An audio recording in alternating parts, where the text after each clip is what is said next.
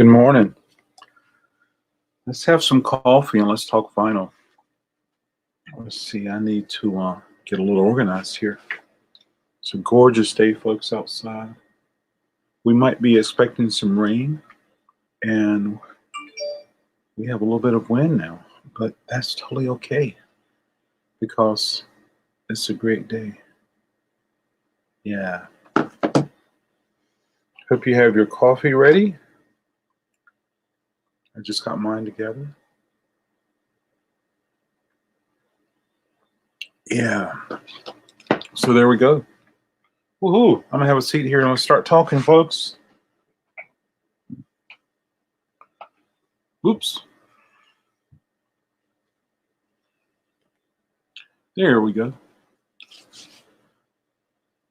Good morning. Hey, trust your day's going well. I hope you guys are continuing to play vinyl. I know that I am, and I've been playing a lot of cool stuff. And I'm so glad to be surrounded by vinyl during the daytime. Of course, at home, surrounded by vinyl also. And it's just awesome. Yeah. I ran across this record behind me, Rosington Collins Band, and my buddy Daryl, who lives down in Florida, who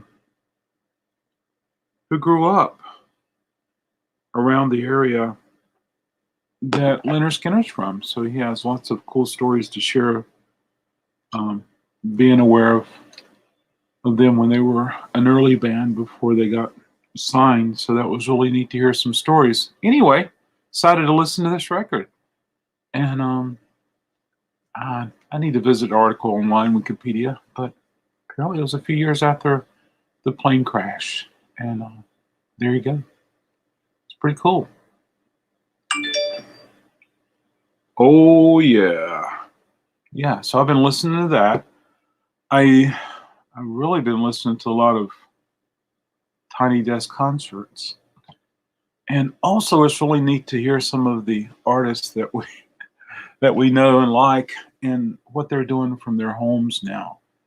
And to hear some artists to record some songs and post them on YouTube, and of course hearing people just making it happen with live streams of live shows, even if it's just from their living room or from their kitchen. It's really neat to hear cool things like that. So that's been a treat. Yeah, absolutely. It's been a treat for me indeed. And as well as this opportunity for me to listen to a lot of music I'm not familiar with, to play some records that I've never ever played, to listen to some music that I've never listened for, and give it a spin. Hey, good morning, Alan. How are you? Hope things are well for you today. I trust they are. I decided to, well, it's not that I decided, but my phone decided it's going to blow up on me and start getting notifications like crazy. Alan, I think that rain that you had is coming our way because we might get some rain today, but I have to go to one of the warehouses and pick up some more stuff for. I've been doing some auctions with Lisa, who's Crazy Flippers, and selling a lot of pop culture stuff with her, as well as DVDs. So yeah, but I had a good YouTube Buy It Now yesterday live, and I'm gonna do a live Facebook this afternoon. Buy It Now. Yeah. There you go, Alan. Hope you're enjoying your coffee this morning. I know I am, because I need it. And of course, it's still pollen season, folks. Oh, you have rain again? Well, you can always look at it like this. This is what Kurt Cobain experienced during the days of Nirvana. Yeah. But I understood that. It's cool. I understood that even so, in the 90s and into the 2000s, a lot of bands were touring, and they weren't necessarily huge bands, but anyway, so I was able to talk to several bands from the Seattle area because it was so important for a band from Seattle just to tour. And they would talk about how they would have to load in and load out, and it would just be raining, be raining for days, and they had a gig or they won't go to a gig, and so wow, I don't think Seattle will be a place for me because of the rain. So Alan, I can totally relate to the depressing part of that, but hopefully you're still able to spin some cool records. You know what, Alan? I need to take an image of my turntable. I think we both have the same turntable. We both have a Bang & Olufsen, but I need to take an image of that and send it that way. Good morning for everyone who's just joining now.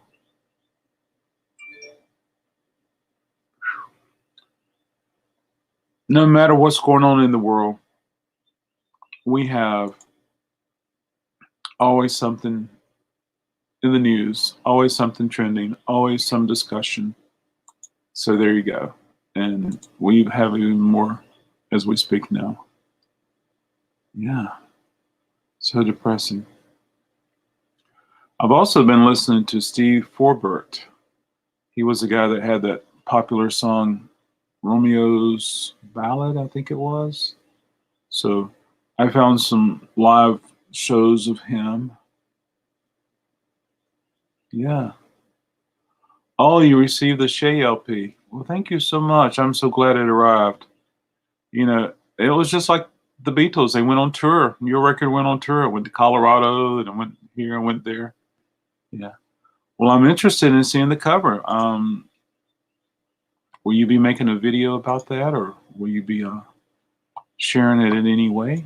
I'm excited to see it. There I go. Yeah, absolutely. I got to open up my chat, so I'm gonna make sure I got it. Yeah, and what did you think of the calendar, Alan? I wish I had a whole box full of those and I could send those to everybody and give them out to everybody. But I was happy to be part of that campaign and get as many as I could. I'd open up my chat, so there we go. So I got my chat open, do my little pop up, pop out, pop up. Yeah. There we go. Got that rolling there. So I can monitor things. Romeo's Tune. Yes, Romeo's Tune. Yeah. I found a 1979 live show of him. I've been watching it. Hey, good morning, Michael.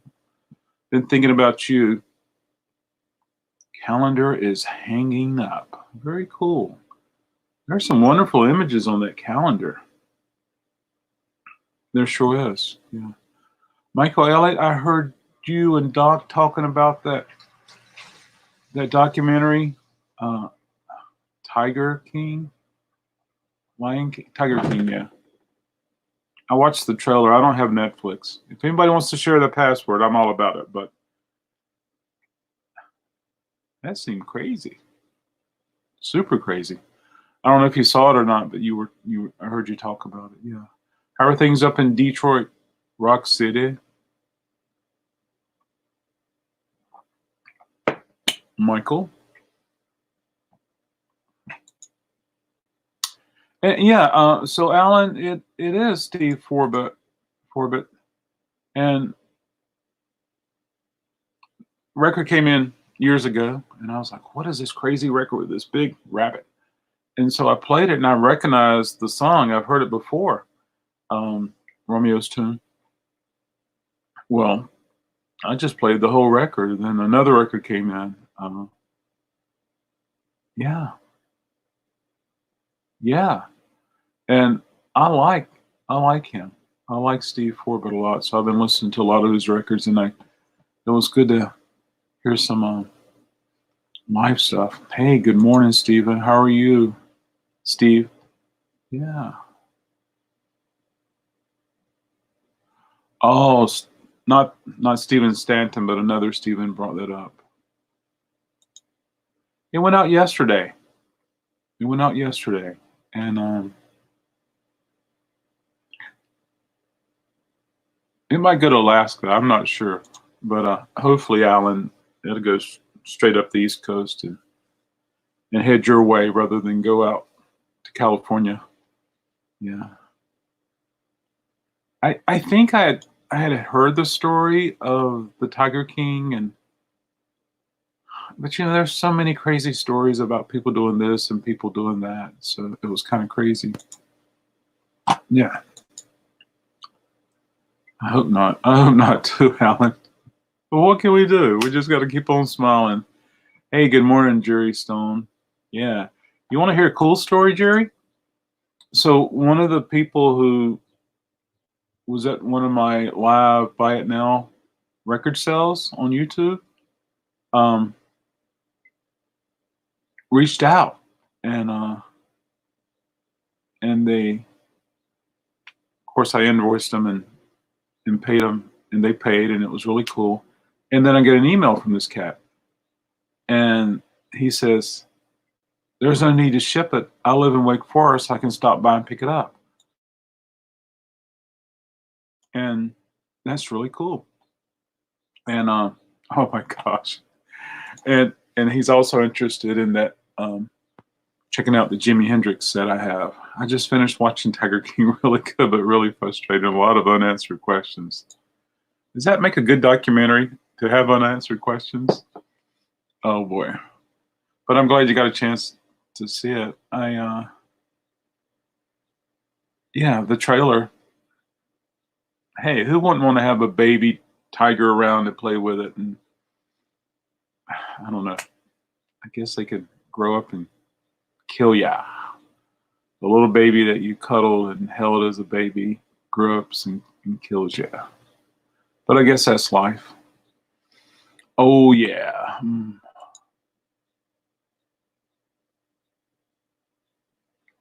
Hey, that'd be great, Michael. When I finish finish coffee and vinyl, we can chat. You're welcome to call me. That'd be great.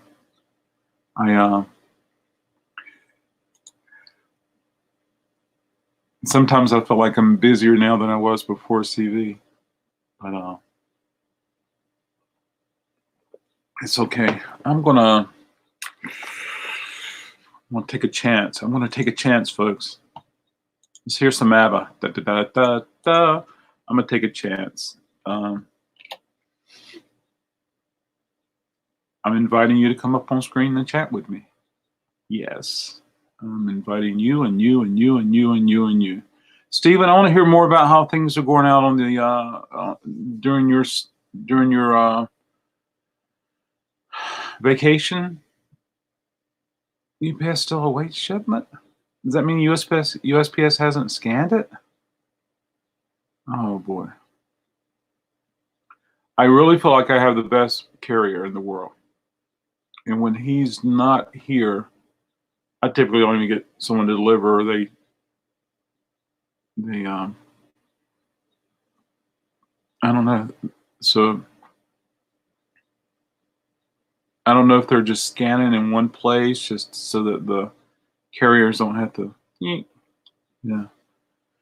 I think we finished up around 11:10, Jerry, and I guess soon after you left, there was an influx of more people that came, and they were like, "What did I miss? What did I miss?" And it was great, and so it was pretty cool. Jerry, I never thought my life would go beyond records like that, and it's really making me think about the future even more. This CV, of course, we all desire to see the future, but at the same time, we all desire to carry on to life we once knew. Yeah, but it was crazy. It was fun. Yeah, I get really excited about seeing the toys. So I wish there was more toys with Lisa's auctions. But the cool thing is,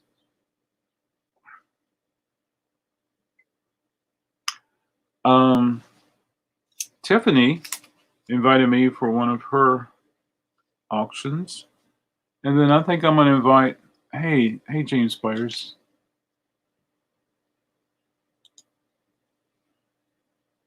Just popped in for a few minutes to say hi before getting lunch. Thanks, James. It's good to have you pop in. I'm doing okay. I'm doing okay, trying to make it happen. It wasn't stuff that I wasn't interested in selling, Jerry.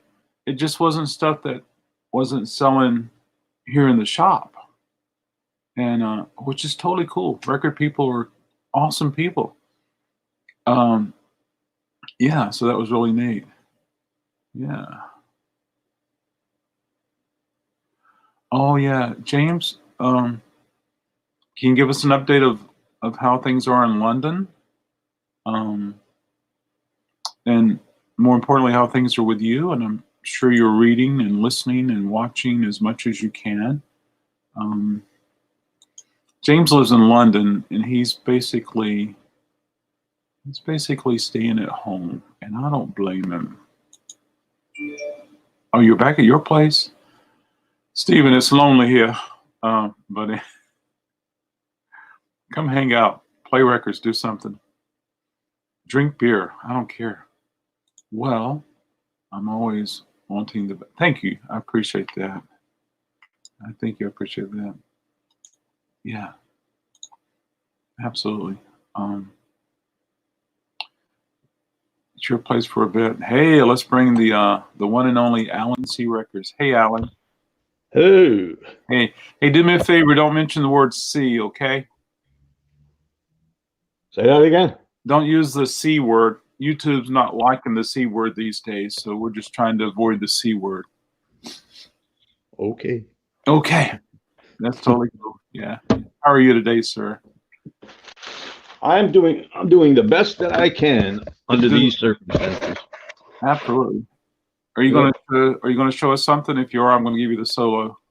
Yes, I am. Okay, here goes, folks. This is Alan C. Records, and let's take a look at what he's gonna show us. All right. You're not going to believe this. You're going to be shocked when you see it. I'm ready. Shock me. Here goes. Oh my stars. Wow. Why don't you tell everybody what you started with? Well, I received this record from Adam, and this is a Beatles fan club issue. It's called Shay, The Good Old Days, and it's a concert. And this cover just had the coloring that you see here, and this here had like 4 heads on it in this area, but it was just color, just a color like stick figure type things. And I have some old Beatle magazines, and as soon as I saw this cover, I'm like, you know what? I'm going to customize it. So this is what I did. I took these pictures from the magazine from 1964 or 5, but the magazine was kind of beat up. The cover was messed up. Mm-hmm. And instead of the cover just the magazine just hanging out there doing nothing, I decided to cut pictures from it. And then I put that circular picture fit perfectly right between the Shay and The Good Old Days. And then here's George and Paul performing on stage with a female hyped up concert goer, I guess, jumped on stage back in the day, and that picture was in that magazine. And then if you turn it around the other side, I also put these pictures back there. Oh, that's cool. Instead of a white plain cover in the back, I decided, and here's the backs of the 4 Beatles. I put these on here. That is totally cool. So now I have a customized cover. Now it's going to bring $1 million on eBay. That's cool, Alan. That is so cool. I just might frame this. I don't even know. That sounds like a plan. Well, cool. Yeah, but that's what I did. I customized the cover. Did you listen to the record? Absolutely. No, I have not. I'm going to listen to it today. Well, you know what you're going to hear a lot of? Screaming. Yeah. Yeah. Yeah. I knew that getting this record. So, but when I saw the cover, it was just too plain for me. I decided to do this to it. That is so cool. That is so cool. That's great to hear. Yeah. Cool. That is so cool. I remember playing that record when it came in. I was like, ah. Do you hear any of the music at all, or no? You hear a little bit. You can a little bit. It's the experience. Somebody was probably there with a little tape recorder. Yep. And it's good to hear Ron Howard, 8 days a week what he did to it. Yeah. Yeah, well, I have the vinyl of that. I don't know if you ever picked it up, the remastered one. Yeah, I brought it in, and of course I don't have a copy now. But yeah, it's very cool. Yeah, so I placed an order yesterday, Alan, and one of the records I ordered was the Abbey Road. I figured that, it's the best-selling record at the moment, so I might be able to have a chance to sell one. Yeah, so yeah. So James Byers in London, he said things are okay. Get into some Netflix and Spotify rabbit holes. London remains much the same. Okay. Oh, that's so sad to hear. Don't be one of those, James. Stay at home and take care of yourself. It was lonely. I visited my girlfriend for a bit, and then I headed back to my sister's quarantine. But you're back in the city now, right, Stephen? Is that 65 or 66, Shay? It could be a combination. I don't know. Does it say, Alan? No, it doesn't say anywhere on the cover. Okay. I'm thinking it's probably 65, but I don't know. That's what I would guess. Stephen said he's heading back to his sister's. Yeah, the cover looks really good. Yeah. Thank you, James. Hello, nice guy. Mick. Good morning. I'll be right back. I'm going to get my coffee. All right, that sounds great. So it's a record that Alan C. Records purchased. It's a one that's called Shay. It's a live recording of the Beatles when they played Shay. And we don't know if it's 65 or 66. We may never, ever, ever, ever know. There are actually some really good live. Yeah, that would be great. Hey, everybody. Say hello to Michael. Good morning, everyone. Good morning. Cheers, Adam. Nice Cheers. Big mug of Java. Yeah. And here is mine. Filled with gratitude. Cheers, everyone. Cheers. I don't know if that's a proper thing to say when you're drinking coffee. Who cares? Absolutely. That first sip of coffee, I'll tell you. Oh, that was my first sip too. Oh yeah. Makes I hear you, Stephen. That sounds like a plan. Hey, James, how you doing, buddy? Jerry, my good friend. Yes. Adam, I guess I don't need to call you then because this is something private you do. No, it's not. Well, actually, I like to keep myself private when I do it because I don't want to get into the bids. But I was watching you yesterday. Oh, okay. Well, yesterday was not a bid. It was just a buy it now. But go right ahead, sir. Oh, okay, to buy it now. Well, either way, doesn't matter. There were 2 albums that you showed that you didn't give the price for. Oh, that's nothing. That's not uncommon. What was so funny is because I'm sitting here, you're going through the show, you're going blah blah blah, $6, blah blah blah, 12, blah, blah, 50, 25. Then you get to the 2 along the way that I wanted, and I guess you got distracted. You put the albums back in the sleeve. I'm like, well, how much you want, Adam? So let me give you the 2 that I was looking at that I was interested in. Gino Vanelli, Pauper in Paradise. What do you want for that? Okay, I will look that up, and I have to get back with you on that. Okay, and the second one was the National Lampoon previous radio recording. Oh, yeah, National, absolutely. I'll get those 2 I have interest in. I will. I got to go through the crates anyway because someone else has already reached out and says, "Hey, I want this one, which is totally cool, and that's totally cool." Yeah. And anybody who would like to do virtual shopping, I'm all about that. Just let me know if it's still available. That's cool. I wanted to show you something, Adam, real quick. Sure. Okay, hold on a second. I'll solo you, Alan. Okay. We'll be right back, Michael. Okay. There's the calendar. Oh, the calendar. Got on the wall. Yeah. The beautiful Stevie Nicks is up there. Yeah. You get to look at her until midnight. Then you have to flip over. Who's there?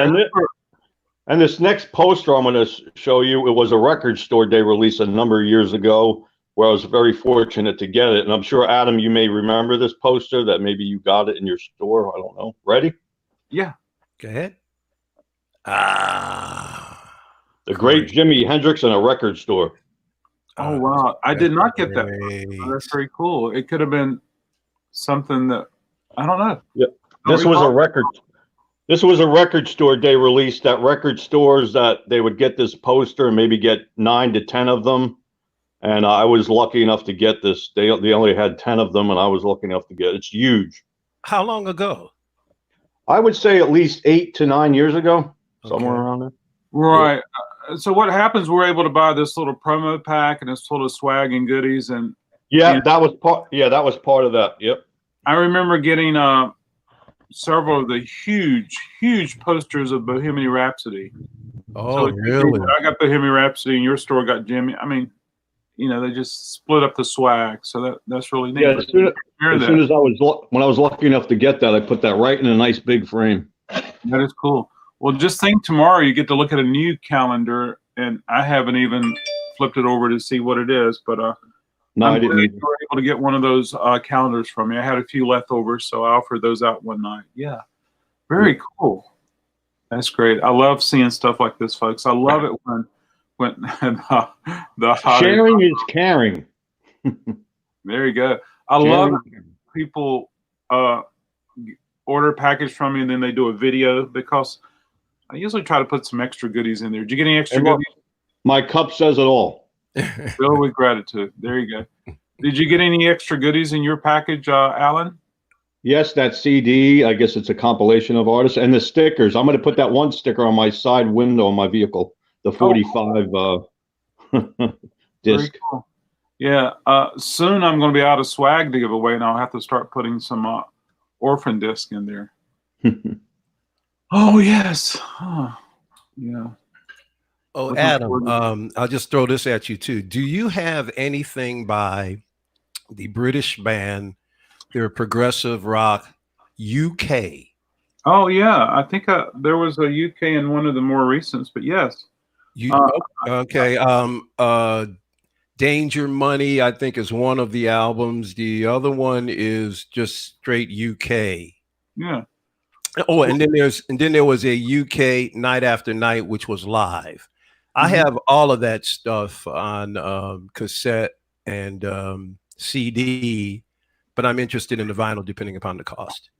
Well, absolutely. So next time I run across UK, I'll just send you a text of the images Great, thanks. and try to make it happen that way. Yeah. Cool. Alan, I got some flat files, and it's like a file cabinet, but they're long and deep and wide. And I store a lot of posters in there. So whenever I get promotional posters, if I can, I like to keep one and I just throw them in these flat files. They're Can-Am, CANAMAN. It's a wonderful file system, Can-Am. Take care of you, James. Oh, James is leaving? Yeah. All right, see you later, James. Going to Lunchtime. Mm-hmm. Bye-bye, James. Enjoy your day. Yeah. Cheers. It's a Can-Am system, and they're just amazing. And I got them when I emptied that store. And I think I probably have 2, 4, I don't know, a dozen of them. And eventually I'm going to try to take one home so I can store some CDs in them. They're just great, but they're super expensive. If it wasn't for me getting them at a deal, I wouldn't have any. So yeah. So it's like architects firms would put their blueprints in. Yeah. And Nice. theirs are only like this deep. Mine are like this deep, and I can stand up a CD and close the drawer. Anyway, I love posters. So if I ever look through the posters, I always discover something I forgot I had. So that's really neat. And then to get them framed and on the wall, that's just amazing. I went to see David Sylvian back in the 80s, and at his show, they had, oh my goodness, it's so wide by so high. It's got to be a good, maybe 2.5 by 4 feet, and it was made of. It wasn't just poster board paper. It's almost fabricy in a way. Mm-hmm. I actually still have it, but it's gotten a little frayed around the edges. But it's big enough where I can crop it off all the way around, And I eventually want to dry mount and frame it because it's let me grab it. Okay.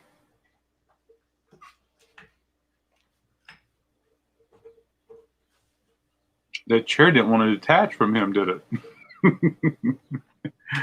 I don't know if anybody is even familiar with David Sylvian. He was the lead singer for Japan, the band Japan. Which I'm familiar with Polaroids. yes, which I am a tremendous fan of.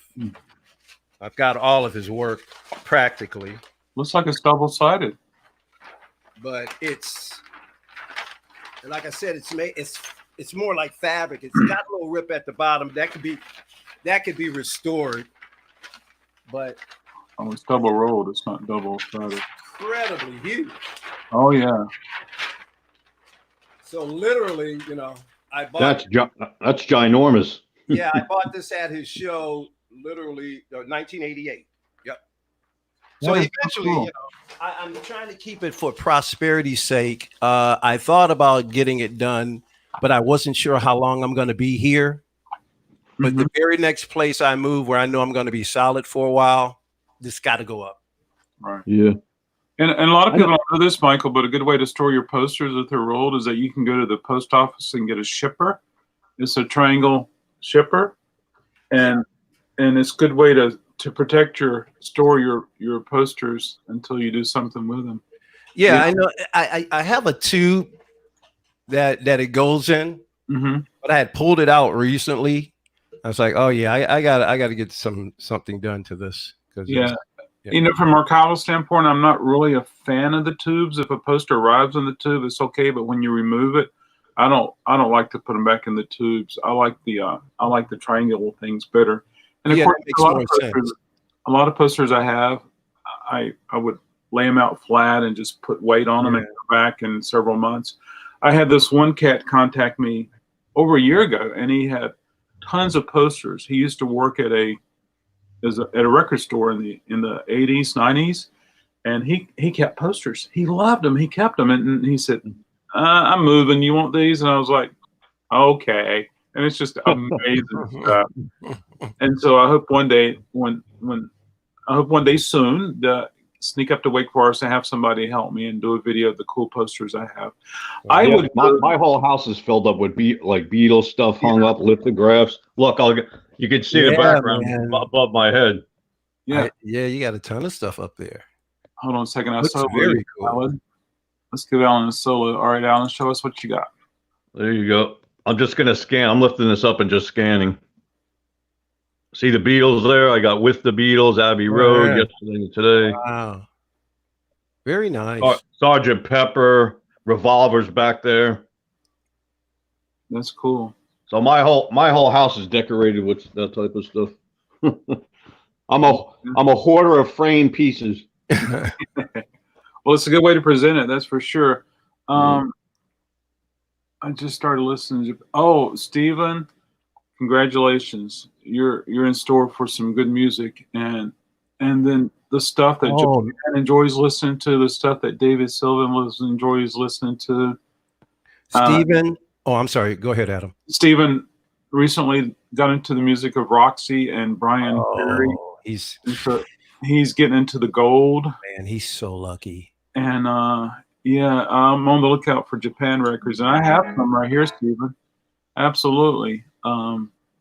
And I have some. Wink, wink, wink, wink, wink, wink, wink, wink. Yeah, Stephen, you can't do any wrong, man. Yeah, just can't. Does this include the computer keyboards, Michael? I mean, Mike?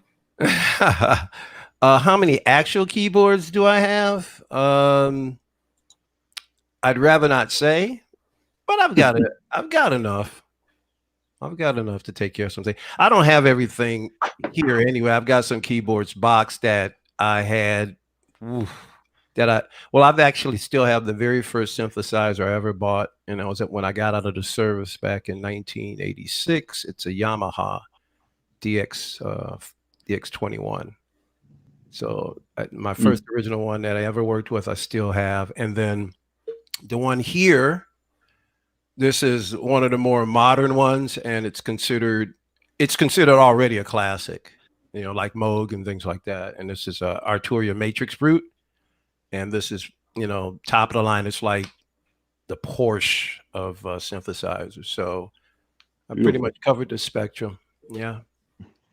I'm crazy. I want a piano here at Record Crate so that if I feel like sitting down, I can sit down. Wow. Yeah. There's this girl that her name is Carol, and I discovered her through some other YouTube connections, like reselling stuff that's not vinyl, and she was asking someone, can they play You're So Vain? I think she was asking Mike, and I said, I can, Carol. So Carol and I have been reaching out. We're going to do a private StreamYard, and if things goes as planned, I'm going to play guitar and she's going to sing, and we're going to broadcast one day. That's when I probably lose my channel. Well, you know something? The next time I come on, I will see what I can do and reposition the camera, and I'll give you guys a look at the new studio. Well, that'd be great. Yeah. Maybe we can hear some tones. And, So good. I've been going down the rabbit hole and starting with the Brian Eno, went into Japan, and then some Sakamoto. dude, Sakamoto is my favorite composer of the 20th and possibly the 21st century. No questions asked. Oh man, I love Sakamoto. I've always been a fan of Tiny Disc concerts, but years went by and I didn't pay attention. And then maybe beginning of the year, it popped up in one of my little suggestions, and I subscribed. There's this wonderful classical pianist who was on Tiny Disc concert, and it's, I gotta fly. It's more like he's avant-garde, but still classical, and it's just like he's on Deutsche Grammophon, and I'm like, I wonder how many of those records I gave away.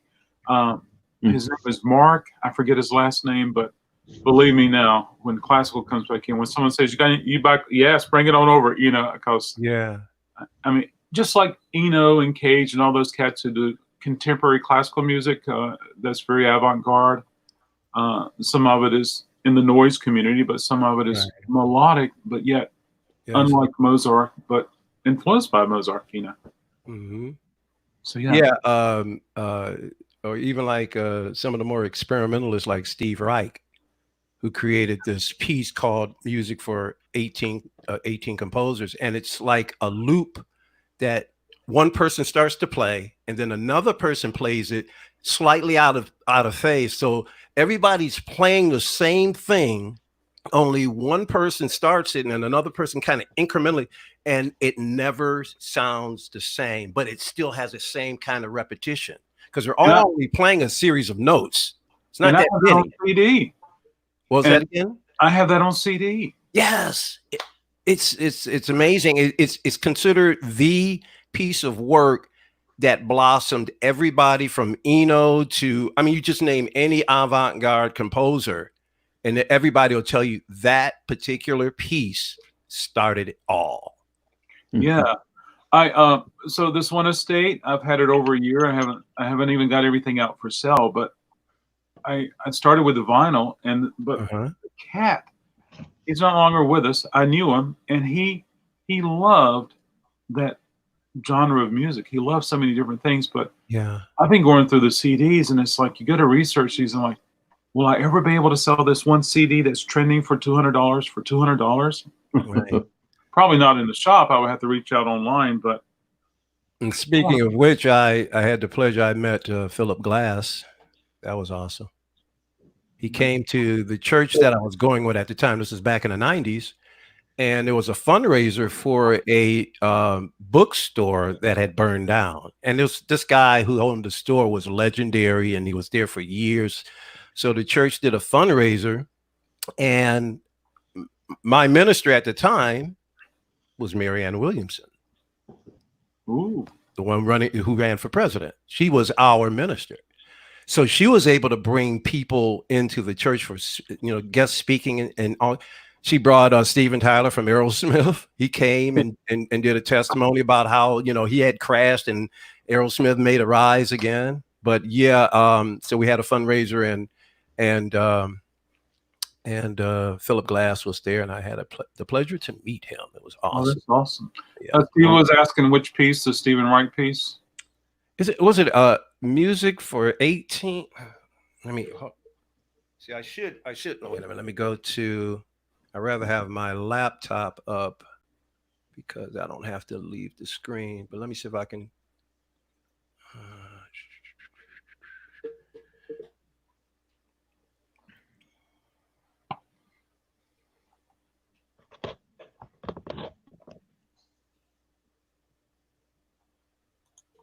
so, Adam, Yes. are all you have all of the stores open, or you're operating only two? What's going on right now? 0 stores are open. 0. Yeah, my only lifeline right now is things that I'm doing on YouTube, as well as online sales, as well as virtual shopping sprees, But and you still have to run in between stores, and I guess just to get product, to offer. My other stores are going to become empty, and this store is going to be packed full. I won't be able to walk, and I'm trying to separate crates. I've had this online. I haven't had this online. This has been on YouTube. This has been on Facebook. Just so I'm trying not to duplicate what I've already put up there. I may run across duplicates of a certain title, but I'm going to the discography because I want to make sure I got the name right. Adam, are you going to do auctions every day, pretty much? It's either going to be auctions or buy it now, and yeah, I got to, Alan. This is the only money that's coming in right now. Yep. Times will have if you can't open your store, you have to find a way to sell it. Absolutely, Michael. When you get the proper name, would you mind putting it in as text? Oh, I got it. I got it right now. I was right. It was Music for 18 Musicians. Steve Reich, and it came out in 1978. Yeah. And would you spell Reich for Stephen? This is new for him. Yes, REICH.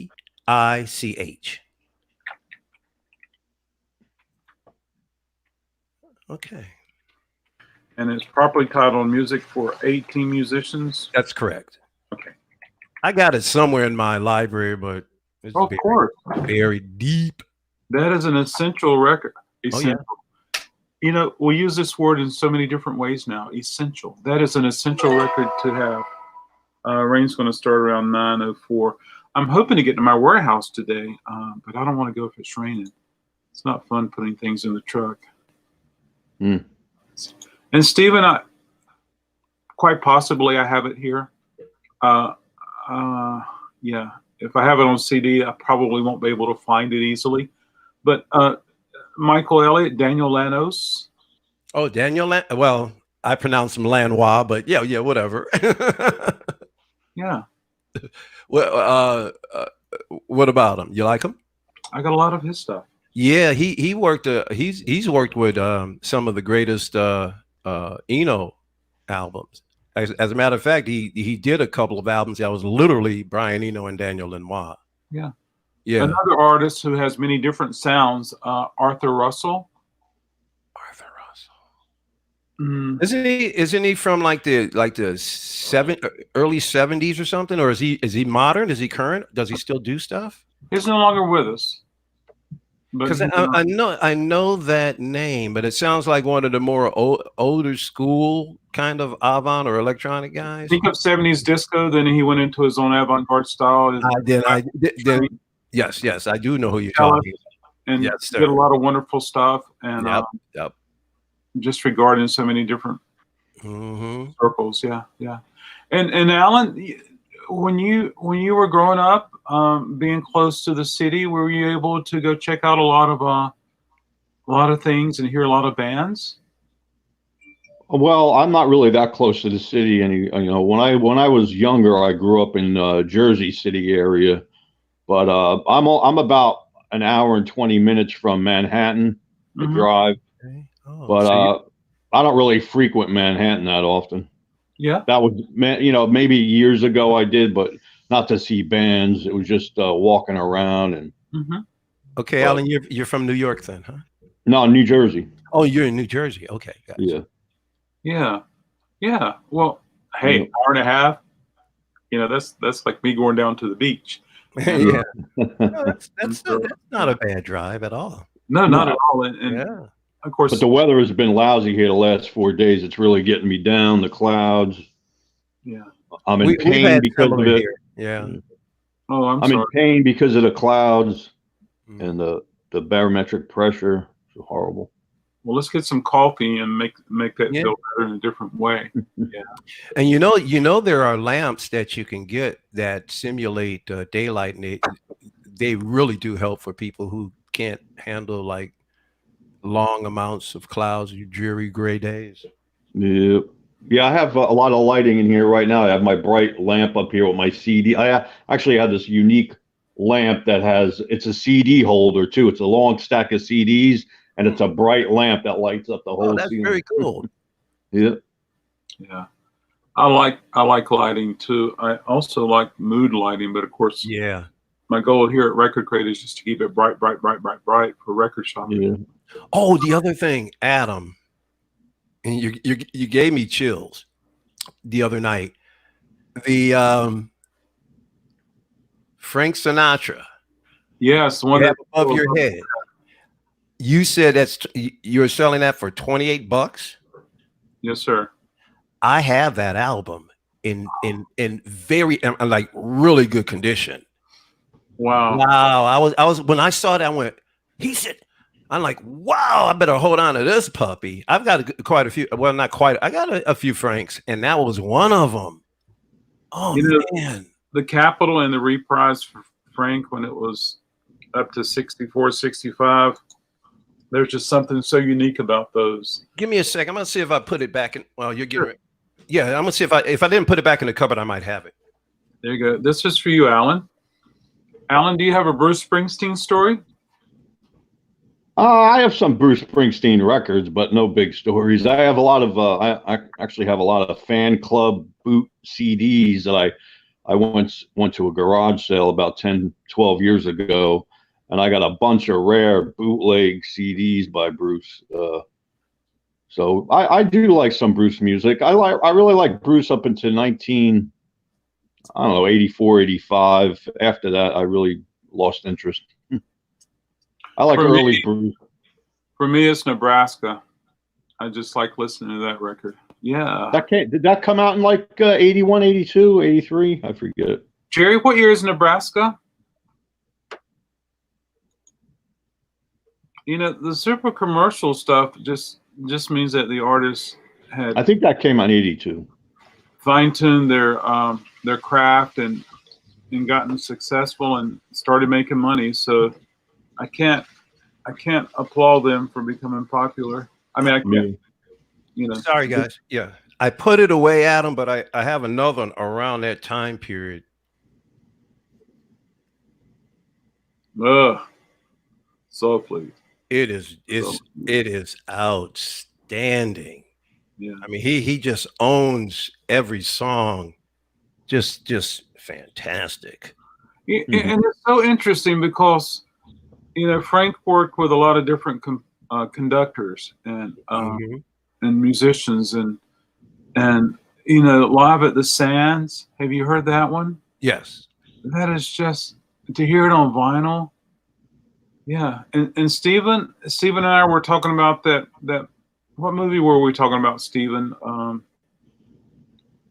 Oh gosh, was it Lost and Found? No, not Lost and Found. It was Once Upon a Time in Hollywood. Yeah, the Quentin Tarantino. I may be getting my movies mixed up. Or the opening scene. No, it was not that one. We were talking about that movie. It's wonderful. We were talking about The Green Book. Is that right? Yes. The Green Book.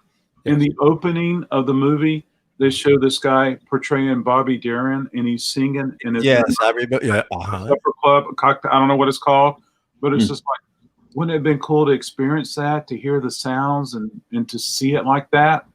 Oh my gosh, it's just amazing. Yeah, The Green Book. Yeah. And Yeah. so- We've got I've got a few old Polaroids of my mother and father at the supper club around late 50s, early 60s. And it's my mother and my father sitting on one side and my uncle and his wife sitting on the other. And my mom's decked out in this lamé dress, and she's got the full white gloves that they used to wear all the way up to here. Wow. and my father's got the stingy brim on and he's thin tie. Oh, and they're looking so, and they're sitting like they're really posing for it. It's fantastic. Yeah. Steven's friend was the actor portraying Bobby Rydell, Oh, okay. and it was really neat. And I was watching something. It was more of a, I think it was a movie that didn't get very much success, but it's something about Brooklyn. Anyway, it's a time period, and they show a club in New York City where Miles Davis performed as a known person, but Yeah. not known like widespread known. But anyway, it reenacted a scene where Miles was playing, and it was awesome. And I'll get. I have one. title. Excuse me. I have one Miles Davis album. Guess what that one is? Let me guess. Bitches Brew. Nope. Well, It's a classic. Everybody has to have. Kind of Blue. I was going to say if there's one. You got it. One Uh, album and one album only. That's it. I love that album. I'm not a big jazz guy, but that is one album I can listen to over and over without getting tired of it. Well, have absolutely. you heard other Miles? No. Oh, there's a whole world, Alan. You can be, because the thing about Miles is not only he transcended jazz because he wasn't afraid of bringing technology in.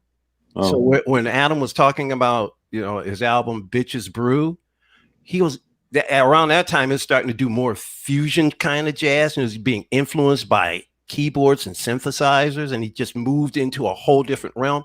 But every step you take with him, you go, oh my God, he's just blowing the ground. Just continue to invest time and follow him, and that journey will blow your mind. Well, if I ever run into any of his other records, I'll pick some up. And there's practically nothing you can't pick up that isn't great. Yeah. Because I know A Kind of Blue is a very valuable album, especially if you have the 6i label, which I do have. I'm fortunate enough to have that. But that album, it sounds so. Oh, it's a standard. It's a standard. Yeah. But there are many Miles Davis albums that people will tell you that they like even more than that. That is so true. And then the players who were part of that record and their other stuff, their solo stuff, and then the collaborations, the involvement, and then to read the Wikipedia article about Kind of Blue and learn a little bit about how it was recorded, how the guys were put together, and how they basically just had a few charts, and it was almost an improvisational record, but still some structure there, and it's just amazing. And I can listen to Bill Evans all day long, folks. Oh yeah, me too. Oh my gosh, especially when he got really dark. Maybe that's why I like Nebraska. I've actually got a Bill Evans and a Toots Tillman. Oh, there you go. That movie I watched was called Motherless Brooklyn. I don't think it was very successful. Okay. But those few scenes, I mean, just like, yeah, I watch movies to see how they recreate the set, and also take me to a certain place that I didn't experience. And Mick, you're exactly right. It doesn't matter how old you are. You make your own videos, and your music takes you anywhere. You can close your eyes and imagine anything. You can close your eyes and think about the time you first heard that song and where you were. And it's just amazing. The wonderfulness of music. Yes, sir. Yeah. But so there you go. I have Bill Evans live at the Vanguard, which is good. But I like it. I like it when he's getting close to the end, and his music goes in a different direction. And think of the avant-garde stuff we were thinking about earlier, and think about the classical stuff. I mean, Bill is this far away. Big fun that I got from you, Adam Ismay. Big fun, big fun, big fun, big fun. Who did Big Fun? Vanguard. Big Fun, Big Fun. Vanguard, Live at the Vanguard is very upbeat for Bill. Yeah. And it's a wonderful record. Well, it's considered one of the greatest live albums ever recorded, from what I was told. Absolutely. But I kind of like it when, oh, help me here, folks. The girl floating in the water on the cover. Of Come on now. Come on, Bill Evans. What record is that? I'm trying to think here. Yeah, I'll find it in a second. But Yeah, nice guy, Michael Fremer. Sorry about that. Yeah, I love watching him too. I watch him all the time. Mhm. And he's got such a feisty attitude. Sometimes Michael Fremer will be at one of those audiophile conventions where they sell brand new turntables and things. And he'll cut people off, or he'll go, no, I don't want to talk about that right now. Let's do something else. All right, right. He's just really funny. I like it. I like listening to Undertow. Yeah, that's a good one. Yeah, I like listening to Michael Filmer, and I grab a lot of stuff from him. And he knows a lot about vinyl just from looking at it. Oh yeah. But the cool thing is that what I like about him is that he'll tell you which delivery sounds the best of that particular record. You know, whether it's this pressing plant, this plate, pressed in this country. Oh yeah, right. He can. You're right. He can tell you like exactly what country it was pressed in by those code things that are scratched around the. Yeah, the trail off numbers. Yeah, it's Undercurrent. Thank you, Jerry. Yeah. Do you have that record, Jerry? If you don't, please go on YouTube today and listen to it. Other than just watch me. No, I'm just teasing.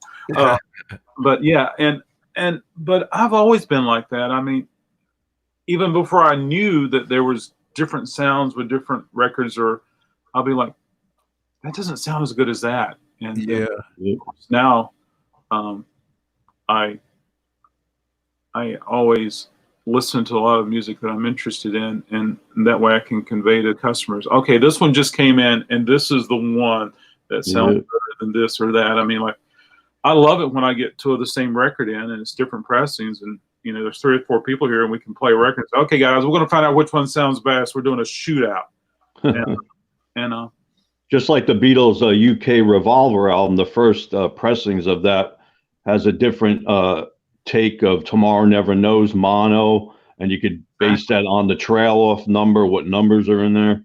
exactly. And then when they reissued it, it's different. And just like there'll be several people here, and I say, hey guys, want to hear George Harrison cough? And I'll play that You song. got to be careful of those reissues. Some are better than the originals, Michael, but Some are, but some of them leave things off. that's true. And some things add to it. But you know, it's just like it doesn't matter if it's original or a current issue. You know, just listening to it is the main thing.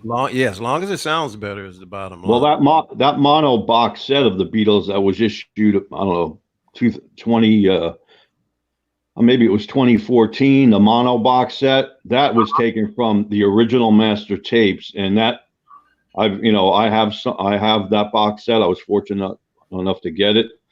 Those records sound just as good as original mono pressings. It blows your mind away. That box set originally was about, I would say, $350, $360 for the whole entire box, and now online that thing is going upwards $600, $700, $800. Wow. Same thing. Yeah. Yeah, it's amazing. I People remember just love it. I remember getting the blue box, and here at the shop, 80s. yeah, it was 80s. Yeah. 79, 80s. Anyway,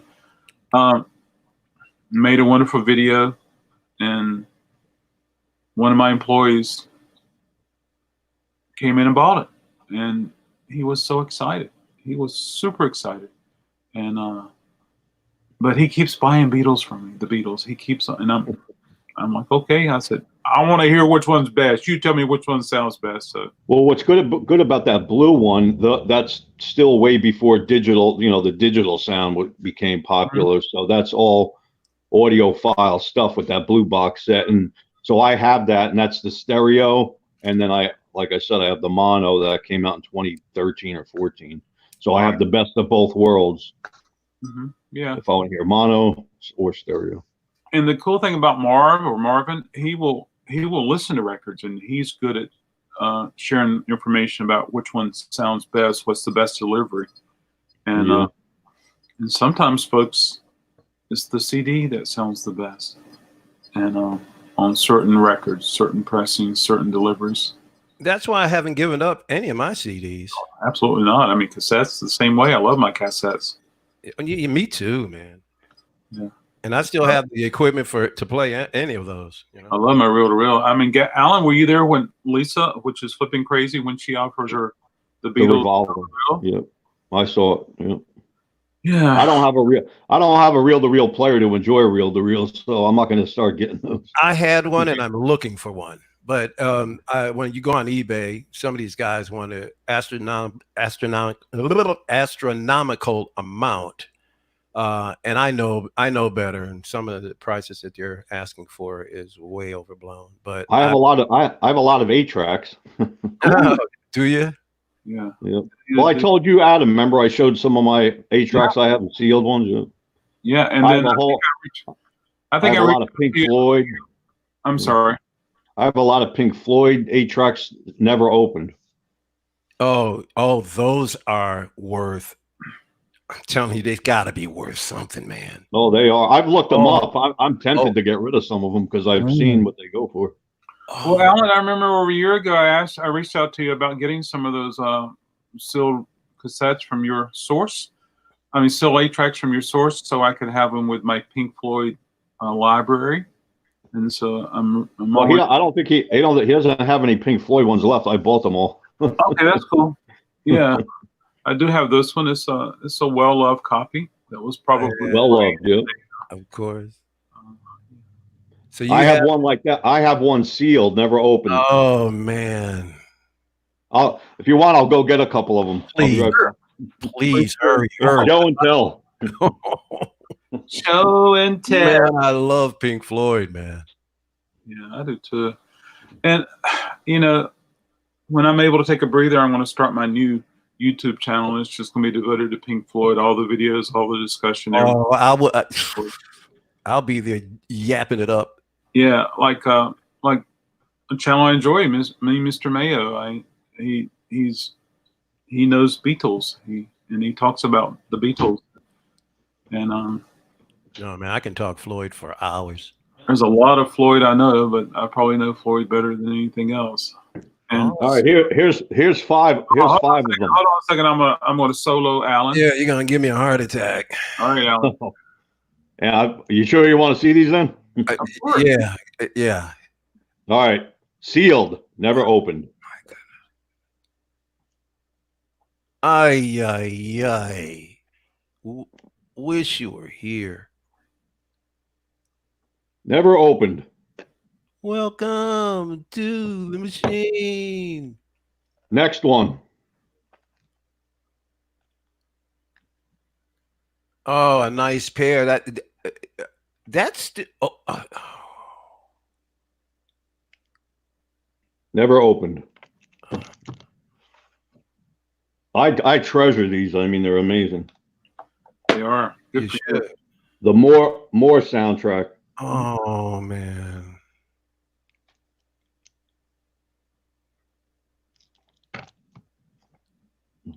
Don't sell them.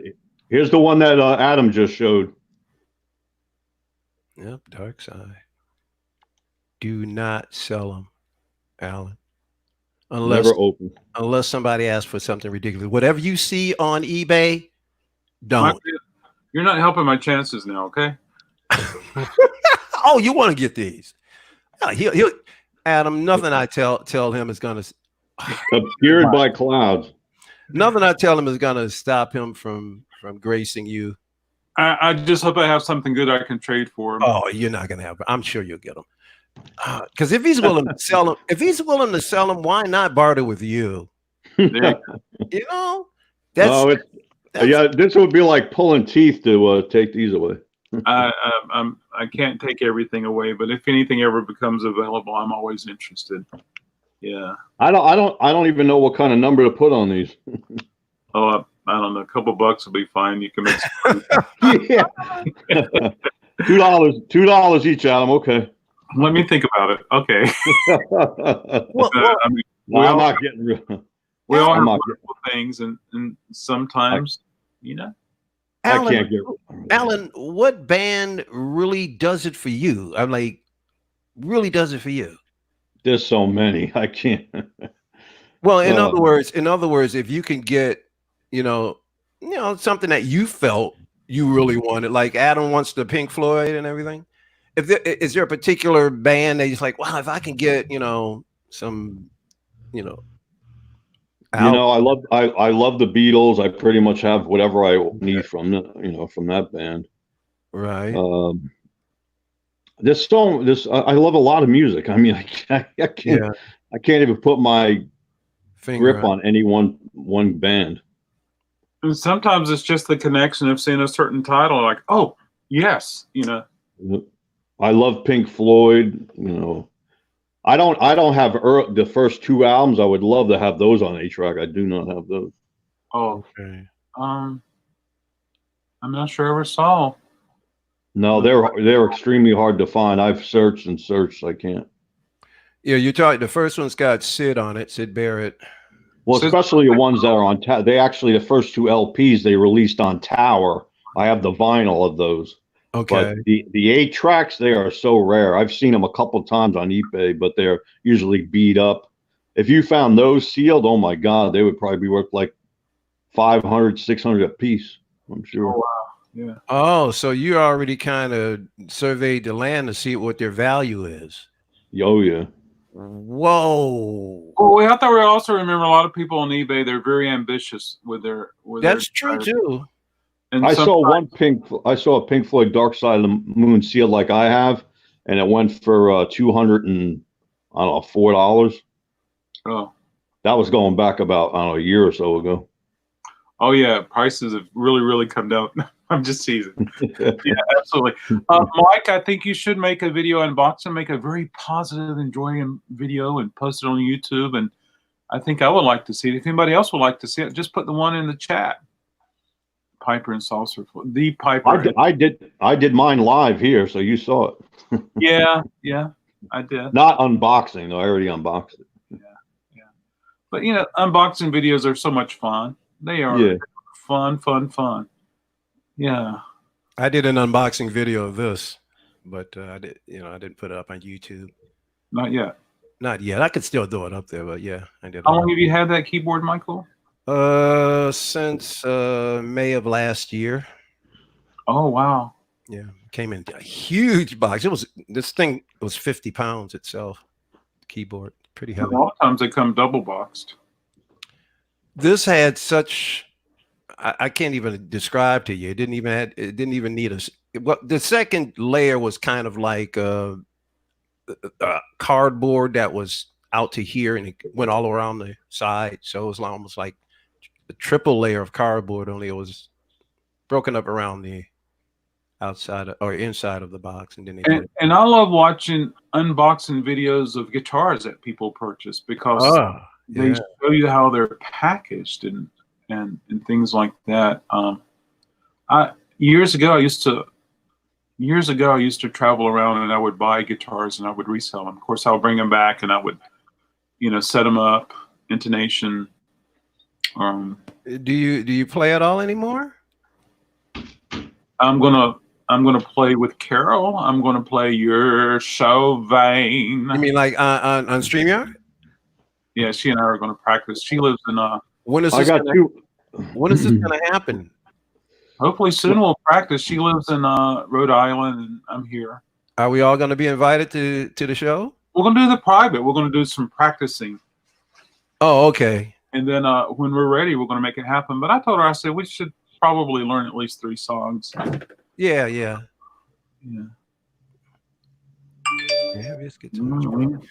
Alan, you were going to show us something? I'll get you a solo. Yeah, I just have 2 more quick 8-tracks to show you because they were in that general area. Ready? I'm ready. These are both sealed.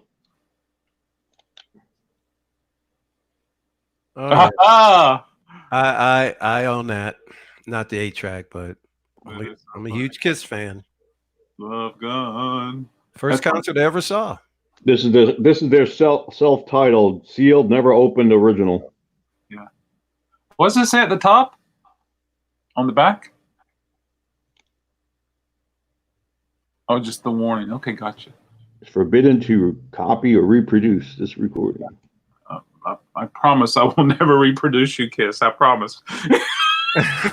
And I have always loved this album cover. Good. I do too. Yeah, it's Absolutely. Oh, yeah, that one cool. That is a fantastic album. I love it. I played that to death as a teenager. I played all the Kiss to First death. time I as a saw that teenager. album cover, I was like, "Are they from China? Are they from Japan?" What's interesting about this one is that number. Yeah, hold on a second. I'm going to take an image of that number so I can research it. CABF87006 8-track. They're from What New do you York. remember when you research that number? And this one says CASM. Wait, the glare. M8N9001. And what did you learn for when you did those research of those numbers, Alan? I didn't research them. Oh, okay, cool.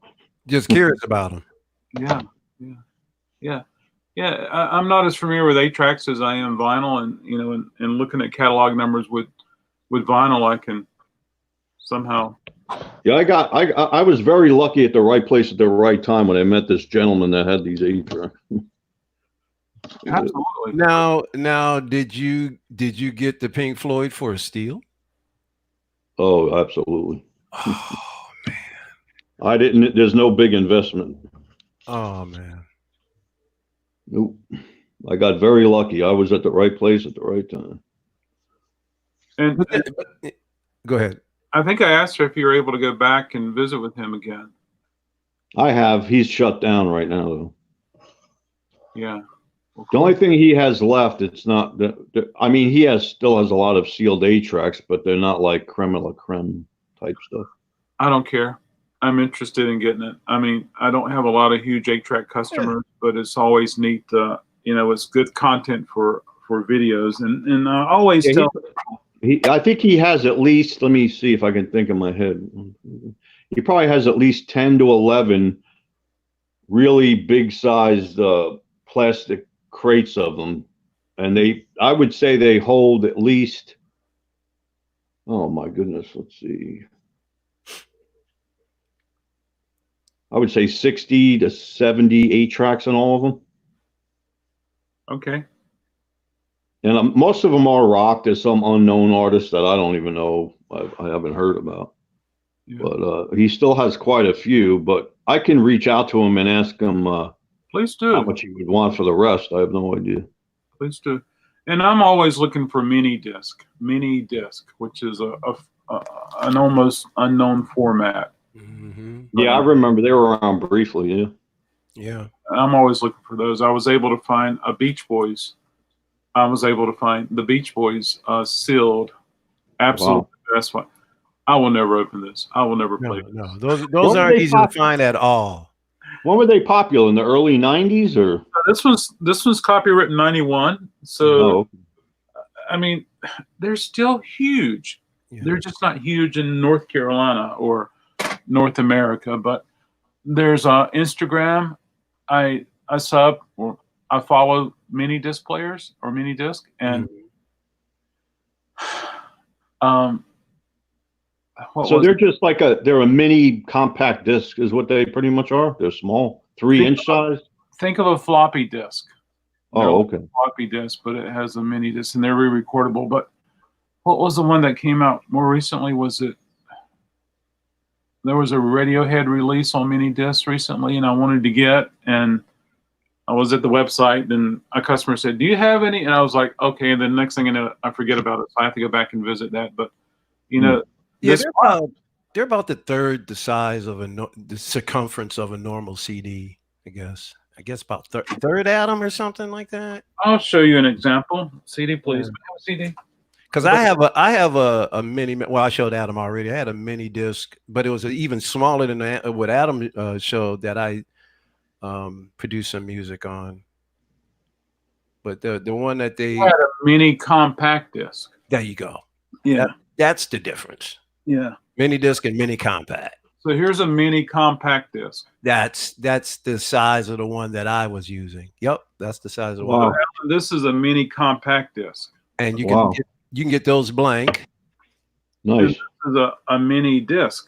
Mm-hmm. Yeah, I never got into them. I wasn't really shopping for music in the early 90s, obviously, because there was not a lot of interest in it. I already had what I had, and in the 90s, I wasn't really looking to pick up anything and not get into the new stuff like that. So here's a cassette to show you the difference in size Yeah, of the case. cool. I guess the mini disc players are probably pretty pricey now if you try to get one, right? They're not a whole lot. I see them all over the place. I Do mean, you? you can find them in Europe and in Asia. Well, that's what I meant by not a whole lot here. And then you got that shipping cost. Sometimes it's not bad. It's just a matter Really? of yeah.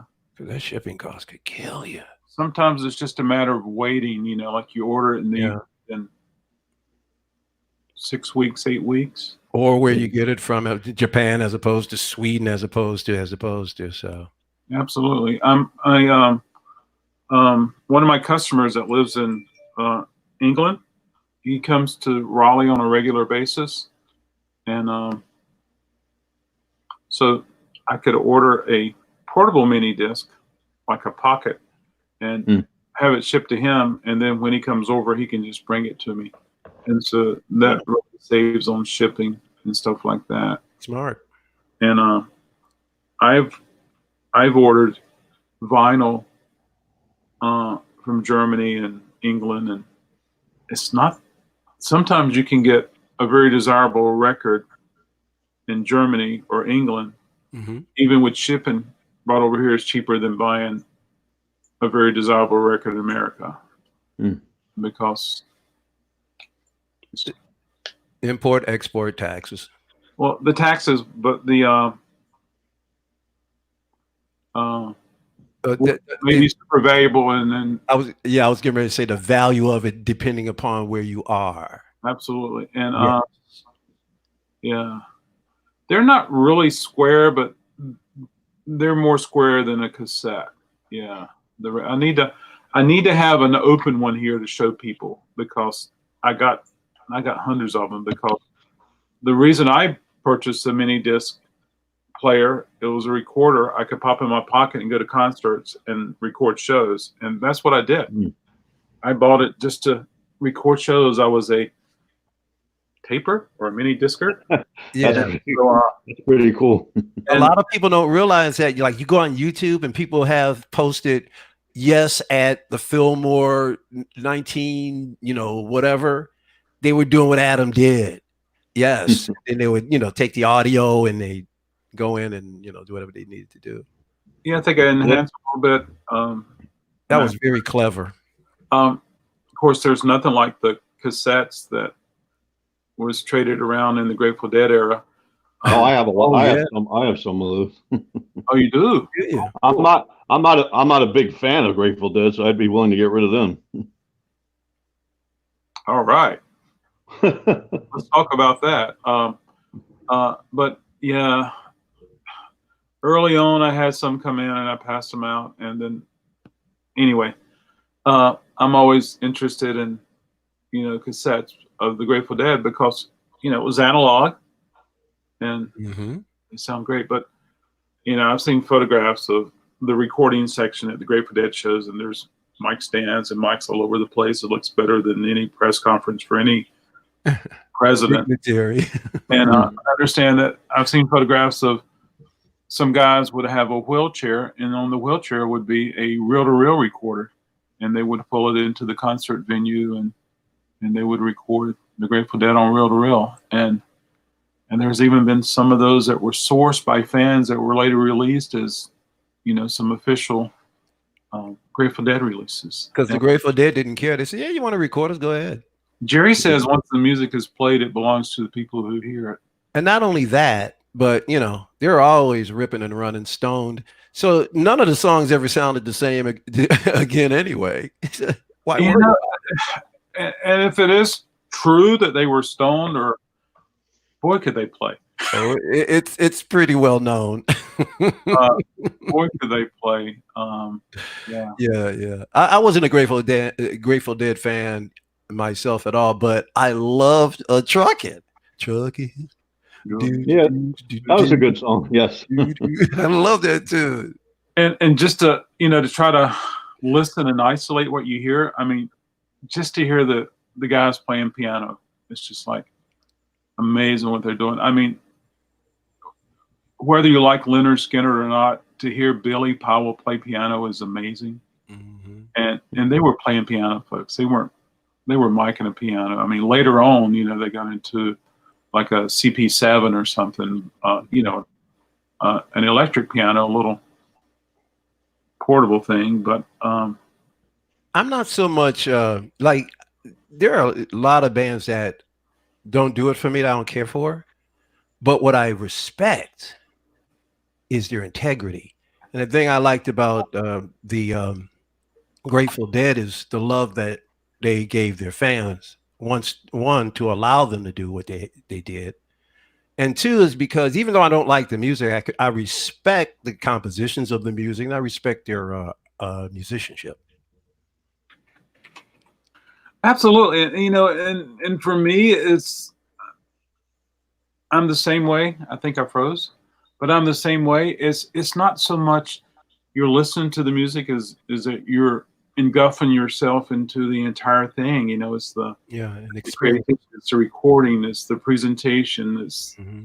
and it's just amazing. Some people are just like, I don't like that song. They can be like, I only focus on the song that I like, the song that I heard on the radio. But just to learn about bands and the cool thing about today is that I can watch a lot of videos on YouTube of the bands. Like we get to see what it's like to really see their concerts from a fan standpoint rather than a pro shot. We get to hear. I remember VH1 Behind the Music, wonderful, nothing wrong with it. But there was other documentaries that showcased a little more, a little here, a little here, a little there, and you pick up a lot of things. So and that's always, those behind the music shows were really interesting. they really are, yeah. And of The course, one I really enjoyed was the one they did on Badfinger. It made you realize how Grossly bad of a underrated. guy their manager was. What a terrible individual. And where two of the members took their lives because of the the manager who stole money from them. They didn't get what they deserved. It was a very horrible situation and story about Badfinger. It's They're a depressing. grossly underrated band too. Some people say that Badfinger, people don't even talk about them. They're one of the best in rock. Yeah, they were a great band. I'll never forget my memories of hearing Badfinger for the first time. Was my mom driving in her car, her station wagon, with my brother and I. And I'll never forget when I first heard that song, Come and Get It, which was written by Paul McCartney. But ever since that point, when I was, say 9, 10 years old, I was just a diehard fan of the group Badfinger. I love their music.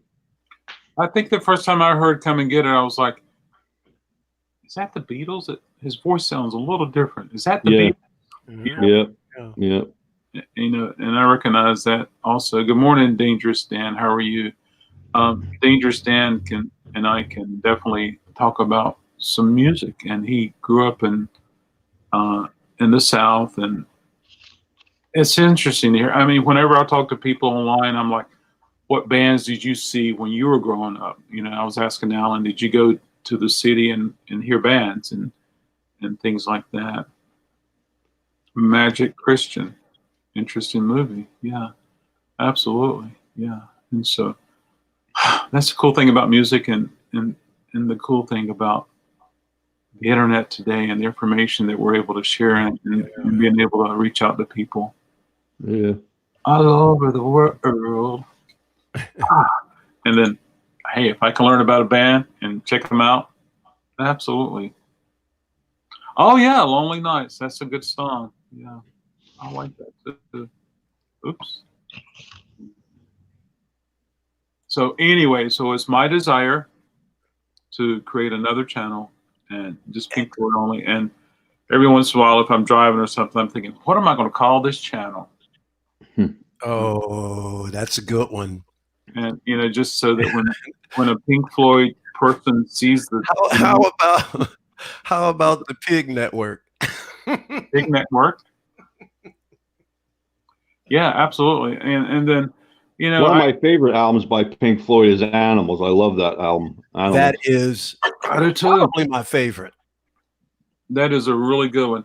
Sometimes my favorite is Adam Hart Mother. That's a great one too, but I have to agree. Animals, I think, I mean, they got so much great stuff, but there's something just so totally atmospheric about Animals. Yep. I actually, it's funny. That's one 8-track I don't have by Pink Floyd. I have the LP. That's what I was waiting for you to pull up. I don't have Animals. I'm missing that one. See that? I have it, but I don't have it sealed.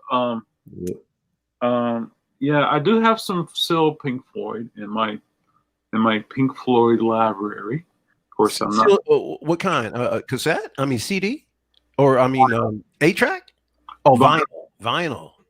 What's interesting, what I did when I did a little bit of research on Animals 8-track, sorry to interrupt you, is the 8-track has extra music on it on Animals. You could do the research, and it's not on anything else but the 8-track. There's an added 2 minute and a half of guitar that's not on anything else. Yeah, that's another reason why I want to get it. You can find it on YouTube, Michael, and you can hear that. Absolutely. And yeah. So Pink Floyd is named after 2 people, and they both have one's a North Carolina connection, the other one is South Carolina. Anyway, they're both relatively close to where I am, and the grave site, one of the grave sites was recently unearthed. I'm sorry. The weeds and the growth was removed and a proper headstone placed there. So that would be a good adventure, for my channel with the Pink Floyd. Go there and visit it, some video footage and stuff like that. And the last name was taken from Eddie Floyd. Well, it was.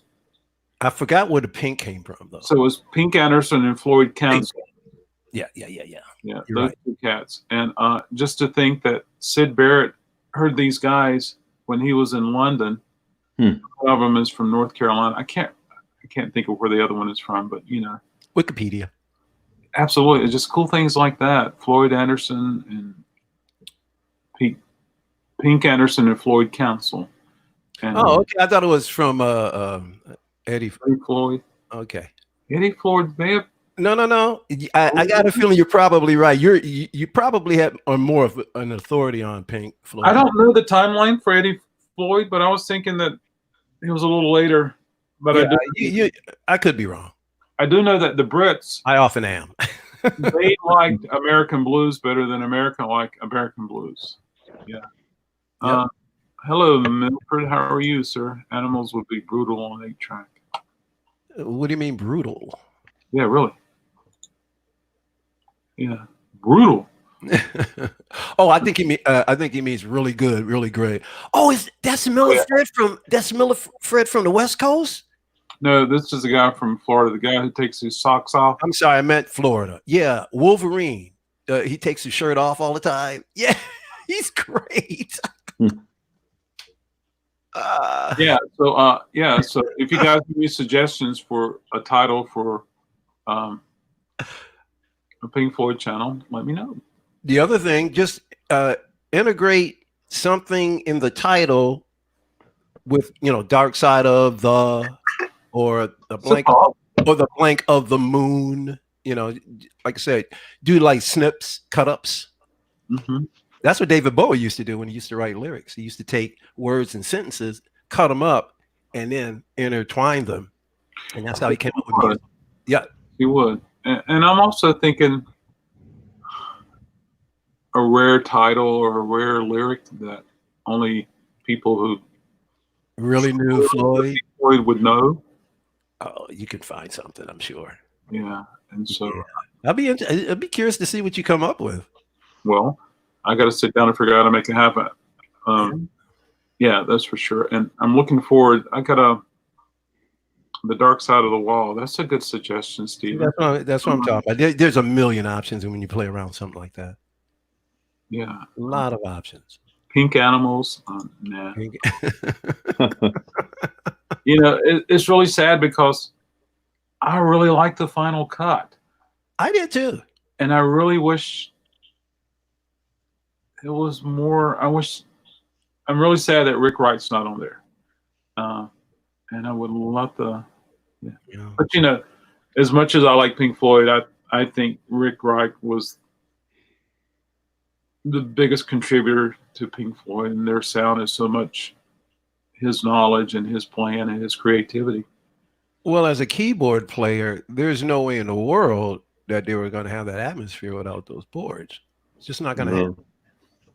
And also the fact that he said, okay, we can do 1-4-5, but what if we augment one of the chords? What if we do a minor seventh? And, you know, and he was able to do cool things like that. Exactly. And of course, you know, he wrote some of the most memorable songs, and he sang on so many songs, and his voice was there on backgrounds, and not to mention, I love his solo records. Not that crazy about Z, but I love Richard Wright's solo records. And But let's face it, Pink Floyd is one of those bands who are solidly, everybody in that band makes that band. You can't, other than, you can't replace anybody, but the three guys went on to do whatever they did, you know, without Roger Waters, but they still kept the core essence of that band, and everybody is great in what they do. And they did it well. And I would say that Roger shined with some of his solo records. Absolutely. Yeah. And his live shows are just as bodacious as Pink Floyd. I can't watch Roger Waters live anymore because I saw the Pink Floyd live, and I can't taint those memories. I was at I went to go see I don't know if it was Brit Floyd or Australian Floyd. I went to go see one of those guys one night, and I just had to get out and walk, had to get up and walk. I left. I couldn't mess with my memories. And I have a lot of their live concerts on bootleg CDs I came across. well, you know, there used to be a little trading network. What do we call it? But yeah, I'm all about that. I got one computer where hard drives is full of tons of live Floyd. You know, I was in a Pink Floyd tribute band for probably a year. Get out. I play keyboards. Get out of here. I studied Richard Wright a lot, and listening to not only the studio records but as much live stuff as I could listen to, and just trying to. Man, there are many layers to your onion, Adam. Just peel away, and you learn more and more. Holy cow! Honor Richard Wright in the best possible way, and dude, that's no joke. Playing in it's one thing to play in a I don't know, Monkees tribute band. hey, Playing a Pink Floyd, you got to have some chops, dude. it was fun. I bet it was. Because, you know, Was there a particular era? What did you guys? What were some of the cuts you guys played? We focused on the songs that most people would. So we focused on radio stuff. We would do Purple Plague. We would do Echoes. Right. You did Money, of course. Nope. No Money. No money. More money. No money. He just No goes. money. We played the big standard, the standards, but you didn't play Money. That's No, we played the songs that were not on the radio. Oh, the obscure ones. Yeah. Oh, excellent. Obscured by Floyd. Oh, That's, I gotta make it up now. Write that down. The whole Obscured by Clouds album. Obscured by Floyd. That's excellent. Obscured by Floyd. You know, because it sounds as avant-garde as they are. Obscured by. That sounds good. Oh, so that's what I've written down, which is All right. So when it that. goes to paper, that means a lot. All right. All right. Yeah, and so we did something from Piper. Wow. We didn't do "Wish You Were Here." Did you do it? Did you do Careful with That Axe, Eugene? No, You did say you did Arnold Lane, though. I know you did that one. we did not do Arnold Lane. We did. That wasn't so big as it amongst the public as it is just amongst Floyd fans, but Right. yeah. We Well, did. guys, I got to take off. I got to let the dog out. Okay, cool. Who let the I got to dog let my out? dog out. Alan, who let the dogs out? There you go. Have a good day. Alan, Pleasure to let the meet you, dog out. Alan. All Take right. care of yourself. Yeah, peace. All right. Peace.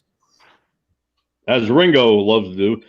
Absolutely. Oh, by the way, before I do leave, unfortunately, Ringo and his all-star band, they canceled their tour this year. Yeah. And I was actually going to go to Asbury Park to see Ringo, but unfortunately, they're putting it next year, the tour in 2021. So if you have a ticket, you can go to it. I can go there next year. Oh, that'd be great. Lord willing that I'm still around. That's a accounting nightmare. Like, did we sell those tickets? But anyway, well, great. You'll be around and you'll be able to tell us all about it. And But I do have that ticket stub. So if it never happens, I'll have an unripped ticket stub. don't lose it.